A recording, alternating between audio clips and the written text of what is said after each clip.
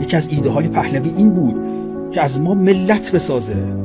ملت کسی است که در آینده سیاسی خودش مشارکت داره و میتونه بگه این رو میخوام و این رو نمیخوام. یعنی مقاومت نکردن پهلوی و ترک این کشور به شکل قهرآمیز خودش این پیام رو داد که من میخواستم از شما ملت بسازم، الان نمیخواید، میرم.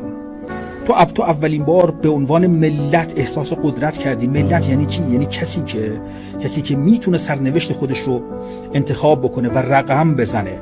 من در قسمت قبلی برنامه گفتم که ایده پهلوی به نظر من زنده است و هنوز جان داره. میخوام بگم که امروز از نظر من جمهوری اسلامی به پایان رسیده چون ایده خودش رو از دست داده. اراده سیاسی یعنی ایده. من چه ایده‌ای برای جهان دارم، برای شهروند دارم، برای سیاست‌های خودم دارم، میخوام چیکار بکنم؟ اون ایده اگر اعتبار و نفوذ و شأن خودش رو در اذهان عمومی از دست بده، اون ایده مرده. حالا هر چقدر